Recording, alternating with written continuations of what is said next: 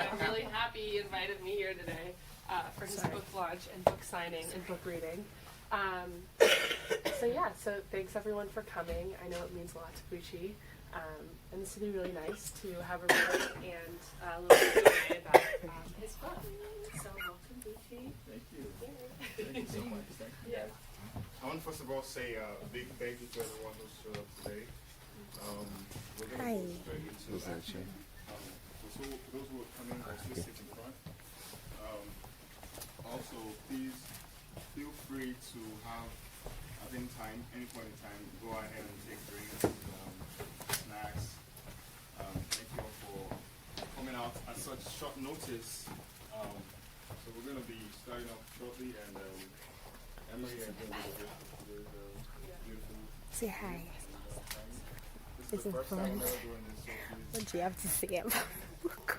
Excellent. I haven't read the whole book, but it's very encouraging to see such a young man take the initiative and do what God has put in his heart. May God continue to expand his grace and his ministry. Amen. Starting with, why did you write Amen. All right. Well, Leading Young, I wrote this book as soon as I got out of law school in Nigeria. For those who don't know, I'm a licensed lawyer in Nigeria, and by the time I got out of law school in 2012, I had this sort of like epiphany, this sort of like vision to write this book called Leading Young. And at first the title came to me, and it was Leading Young, but I still didn't have an idea of what leadership or how I was going to pen it down. I'd taken up leadership positions from while I was young. Since I was 7, I always found myself being in the forefront of responsibilities, and that's how it starts. Leadership starts by the drive that you have towards putting yourself out there, wanting to take risks. And while at 7, at church, I would see myself always taking in leadership positions and responsibilities, whether it's stacking up chairs for the church, or whether it's cleaning up the rooms that have been used in the past, or whatever it is. And I always had this drive to want to lead, and always had this drive to want to get people put together and have community and have people come together and talk, and it extended even more from high school. And for myself, I come from Nigeria. I see a lot of old and tired leaders. It's more like a reshuffling game. Someone leaves, from one party, goes to another party, he runs for office, and they just keep shuffling old people. And I don't know how many of you know about Robert Mugabe, who just recently passed away from Zimbabwe. He was the president of Zimbabwe for 37 years.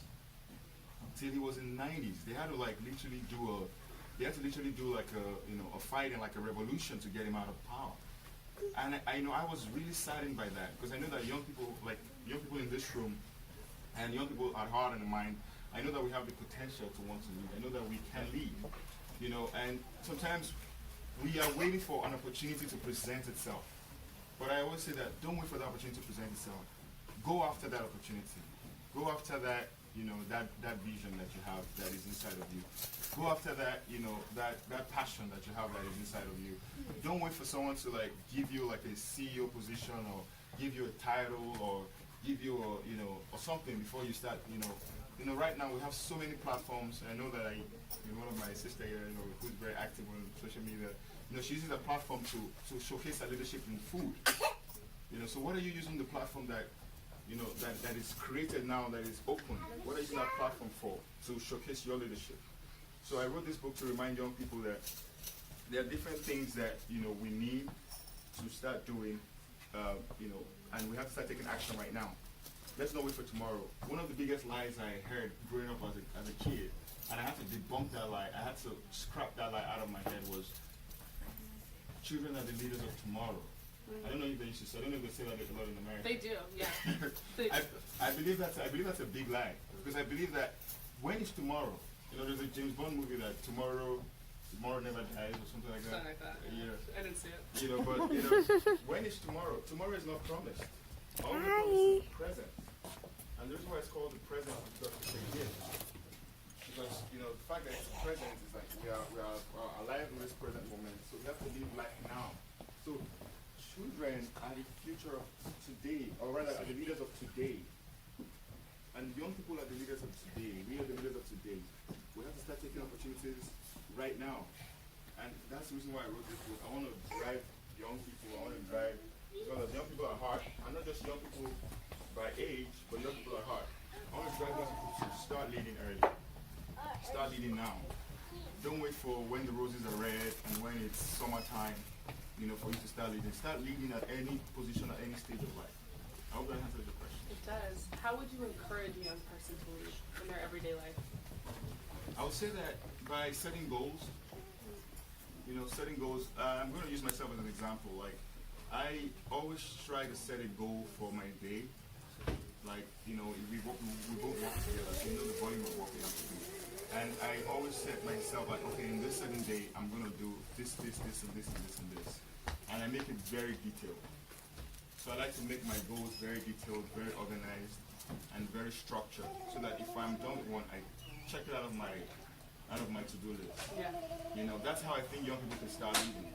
You know, when you start setting goals early in life, it helps you to start setting even bigger goals for yourself. And I, even in my personal life, not out of work, I set a goal every, like in a week, to at least go to the gym minimum 3 times a week. Oh, sorry. You know, healthy living, 3 times a week. And I knew that I wanted to make it, you know, this is exactly how I envisioned it, you know. And I'm excited because I'm seeing people that give me a lot of joy, you know. So that's the kind of goal that I want young people to do, like set goals for yourself. One of my greatest mentors, you know, he doesn't know that he's mentoring me, but I know that he's mentoring me. Elon Musk, you know, the founder of Tesla. You know, just for someone who had to set a goal to create a car that is run by electricity, that's a big audacious goal. You know, you can have a goal that might scare you, but if that goal, if your goal is not giving you stomach ache, then you need to go and regroup and get a goal that will give you, you know, something that will, like, you're like, how am I going to do this? Like, your goal should make you really, really afraid. When I started writing this book, and just to bring a point, I wrote this book in 2013. At 2013, I was 23 years old. I published this book this year. I am 29 years old. Alright? I wrote this book 6 years ago, and the reason why, a lot of people ask me, so why did you take the time to like publish it and all that? The reason why was because I felt like I wasn't qualified. That's the message that this book had. And I feel like that's what a lot of young people feel sometimes. Like we feel like we're not qualified. Because I have gone to school, I have put in the work, I have put in the effort, and I know the person that, you know, that I know what is inside of me, I know what I carry. And you have to be able to say that and carry yourself so confidently that nothing can actually hinder you. Because let me tell you the truth, old people will not give you opportunities. Right now, old folks are retiring even way old, like they're taking long to even retire from positions. They don't want to leave office. So they will not give you the opportunities. They won't give young people the opportunities. And leading young is more like a manual. It's more like a manuscript for young people. Like this is like a manuscript. Like, do you want to succeed in life? How bad do you want to succeed in life? You want to succeed as bad as you want to breathe. That's how bad success should be for young people.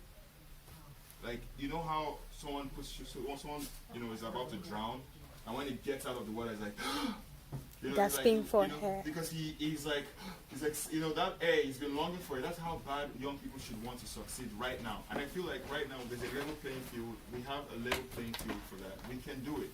We can actually do it.